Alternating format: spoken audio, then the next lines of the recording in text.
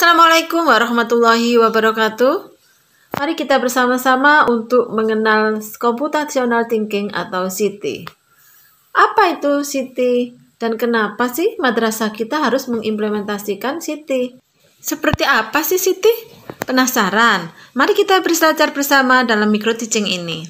Seiring dengan perkembangan zaman, kita dituntut sebagai guru-guru yang memiliki kemampuan kreatif, yaitu menjadi kreator di dunia digital. Bahkan, menurut Theodore Bloom, create itu adalah level tertinggi dan kita dituntut untuk menjadi seorang create.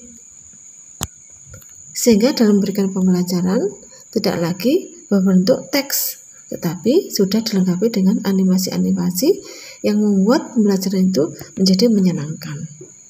Sehingga dalam memberikan pembelajaran tidak lagi berbentuk teks, tetapi sudah dilengkapi dengan animasi-animasi yang membuat pembelajaran itu menjadi menyenangkan. Hampir semua, bahkan seluruh mata pelajaran sekarang ini menggunakan komputer. Ini artinya computing informatika sangat diperlukan oleh semua ilmu. Itulah kenapa computational thinking menjadi sangat penting. Jadi kita tidak cukup hanya memakai, tapi juga harus lebih memahami bahkan membuat computational thinking ini ke dalam semua ilmu, sehingga kita akan mampu atau Indonesia nanti pada akhirnya mampu menciptakan profil pelajar Pancasila, yaitu pelajar yang berakhlak mulia, mandiri, berpikir kritis, kreatif, dan bergotong royong yang tidak hanya berkolaborasi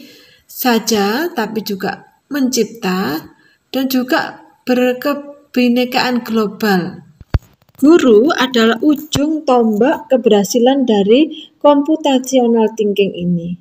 Guru dan sekolah merdeka, memiliki kebebasan untuk berinovasi, belajar dengan mandiri dan kreatif. Sebagai guru boleh banyak bertanya, tapi banyak mencoba dan banyak berkarya.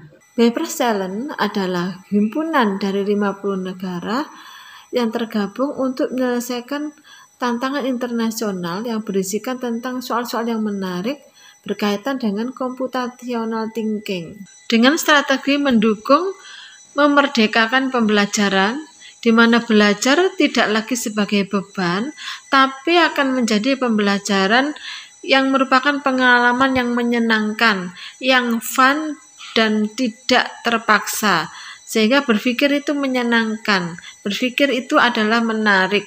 Hal ini akan mewujudkan apa yang pernah dikatakan oleh Ki Hajar Dewantoro, bahwa pendidikan adalah penyemaian benih kebudayaan, sedangkan pendidikan CT adalah penyemaian benih kebudayaan digital yang tergabung dalam Bebras Challenge. Adapun istilah bebras itu berasal dari beaver atau berang-berang, yaitu seekor hewan yang berada di Eropa yang sangat cerdik. Semula, bebras ini disebut dengan International Contest on Informatics, dan bebras ini diadakan mulai tahun 2004 oleh Profesor Valentin Degin. Kemudian Indonesia bergabung menjadi anggota komunitas bebras ini sejak tahun 2016 sebagai observer dan tahun 2017 resmi sebagai NBO, National Board Organization. Bebras ini diawali dengan algoritmi, kemudian berkembang menjadi computational thinking informatika untuk semua. Computational thinking ini diharapkan tidak menjadi suatu beban, tapi suatu hiburan, yaitu seperti game education, di mana tidak ada keterpaksaan, tapi diperlukan merdeka inisiatif. Merdeka di sini bukan berarti merdeka yang sebebas-bebasnya, tetapi merdeka yang masih mengikuti aturan. What is computational thinking? Computational thinking ini adalah suatu proses berpikir yang bisa diterapkan di semua bidang ilmu, baik itu matematika, fisika, kimia, ataupun bahasa. Jadi, computational thinking itu adalah problem solving, yaitu proses berpikir untuk memecahkan persoalan secara efektif, efisien, dan optimal. Computational thinking itu ada 4 fondasi, yaitu A, D, P. A adalah algoritma atau abstraksi, di mana abstraksi adalah menghilangkan yang tidak penting, sementara fokus pada yang penting. Contoh pada soal ini, soal level kognitif pada level yang rendah sampai level yang tinggi. Pada level pertama, 50 ditambah 25 sama dengan. Level kedua, soal ditambahi narasi seperti ini. Petani A memanen 50.000 butir jeruk, sedangkan petani B memanen 25 butir jeruk. Berapakah jumlah seluruh jeruk yang dipanen? Level 3, narasinya sudah berbeda. Ali menggunakan kalkulator untuk menjumlahkan 50 ditambah 25, namun ia salah memencet angka 25 menjadi 35. Apakah yang harus dilakukan untuk mendapatkan hasil penjumlahan yang seharusnya? Level keempat, Badu menggunakan kalkulator miliknya untuk menjumlahkan angka 50 ditambah 25. Tetapi tombol 5 pada kalkulator Badu rusak. Bilangan apa sajakah yang dapat digunakan Badu untuk memperoleh hasil yang sama dengan 50 ditambah 25? Sedangkan untuk level yang tertinggi, Badu menggunakan kalkulator miliknya untuk menjumlahkan angka 50 ditambah 25. Tetapi tombol 5 pada kalkulator Budi rusak. Badu bermaksud meminjam kalkulator Ali. Namun Ali mengatakan bahwa Badu masih tetap dapat menggunakan kalkulator miliknya. Apakah Ali benar? Coba jelaskan. Cerita pada soal petani jeruk, kondisinya diganti-ganti, apapun itu tidak terlalu penting. Yang terpenting intisarinya adalah penjumlahan 50 ditambah 25. Itu namanya abstraksi. Jadi kita akan mengajak anak pada situasi apapun, tetap anak itu harus fokus pada tujuannya. Itu namanya abstraksi. Sedangkan algoritma adalah harus bisa menulis, berbuat, dan berkata yang runtut, di mana urutannya harus benar dan logis. Contoh yang konkret misalnya urutan sholat. Kita nggak mungkin kan ketika sholat urutannya dibolak-balik, kan harus runtut dan logik. Atau bangun sebuah rumah, kan nggak mungkin bikin rumah itu atapnya dulu, tentu dari pondasi dulu dan seterusnya. Sedangkan untuk dekomposisi adalah kita bagi menjadi bagian yang terkecil. Ini berarti tidak langsung membagi begitu saja, tapi berdasarkan strukturnya. Misalnya kita menghadapi suatu problem berkaitan dengan transformasi yang macet, maka kita akan bagi-bagi menjadi urutan yang paling kecil. Misalnya begini, daerah mana yang macet? Kemudian kenapa itu macet? Gimana solusinya kalau macet? Gimana kalau naik sepeda? Gimana kalau pakai ojek online? Seperti itu namanya dekomposisi. Jadi kita harus menyelesaikan masalah satu persatu hingga masalah itu tuntas. Sedangkan P adalah pola. Melahirkan pola berpikir yang semakin lama semakin cepat dan menjadi suatu kebiasaan dalam menyelesaikan permasalahan. Computational thinking itu adalah proses berpikir. Bagaimana itu berpikir matematika, bahasa, sains, IPA, bagaimana permasalahannya, dan bagaimana solusiku, apakah akan kukerjakan sendiri atau menggunakan alat.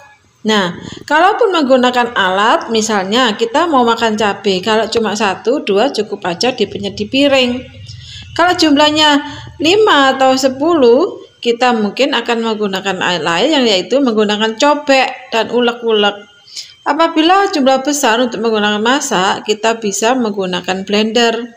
Atau kita akan membuat pabrik sambal, tentu akan kita melahirkan sebuah mesin. Contoh pada pelajaran menghitung. Pada anak kecil bisa menggunakan gambar atau kemudian menggunakan diagram. Sedangkan untuk tingkat SMA mungkin bisa menggunakan Excel, dan perguruan tinggi menggunakan Big Data. Nah, itulah yang disebut dengan computational thinking. Nah, bagaimana melatih Siti? Caranya adalah harus sering praktek dengan Bebras Challenge. Kemudian kita bisa menganalisis data dengan melihat soal-soal yang ada di PISA dan AKM. Namun, cepat kita bisa lanjutkan ke programming atau kemudian dilanjutkan ke modeling dan simulasi sampai ke lab virtual. Dalam latihan Bebras, kita sebagai guru jangan berpikir bahwa ini ada lomba. Anggap aja ini bukan lomba tapi belajar.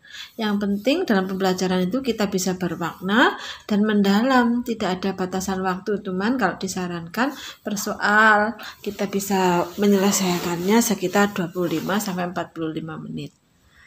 Guru membahas dalam kelompok dan mengajukan sebuah solusi yang paling optimal.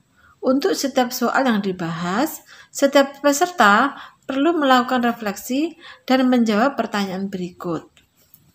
Kita bisa menggunakan tes sebagai testimoni. Apakah aku menyukai soal ini? Kenapa menyukai soal ini? Dan jelaskan langkah-langkah Anda dalam menyelesaikan persoalan ini. Dan apa strategi Anda untuk menemukan solusi, misalnya supaya efisien? Dan bagaimana jika persoalan ini membesar? Apa hubungannya dengan mata pelajaran Anda, yaitu matematika, sains, bahasa, sejarah, dan lain-lain? Topik keilmuan apa terkait mata pelajaran yang kuinterpretasi dari soal ini? Tantangan bagi guru, bisakah Bebras ini kita jadikan inspirasi untuk membuat soal bidangku? Yuk kita buat yuk. Namun dalam latihan soal Bebras nanti, kita harus memperhatikan hal-hal sebagai berikut. Kita sebagai guru, kita akan mengajak siswa kita terlebih dahulu membuat akun di http://latihanbebras.ipb.ac.id. Dalam latihan soal Bebras, disarankan untuk mulai dari soal-soal siaga dulu, walaupun siswa kita siswa SMP ataupun SMA. Dan setelah latihan soal atau pembahasan bersama guru, maka guru wajib melakukan refleksi dengan siswanya. Bagaimana perasaannya, apakah senang, tertantang, apa yang menyebabkan, dan bagaimana menyelesaikan persoalan, aspek Siti apa yang dipelajari. Dan antar guru atau mentor juga bisa berbagi apa yang menarik, menjelaskan strategi menyelesaikan tantangan yang efektif, efisien, dan optimal, menjelaskan aspek Siti apa, menjelaskan aspek informatika atau ilmu lain di balik tantangan. Alhamdulillah, demikian tadi pengenalan Siti. Semoga bermanfaat bagi kita semua. Kurang lebihnya saya mohon maaf yang sebesar-besarnya. Wallahu muwaffiq ila aqwamit thoriq. Wassalamualaikum warahmatullahi wabarakatuh. Selamat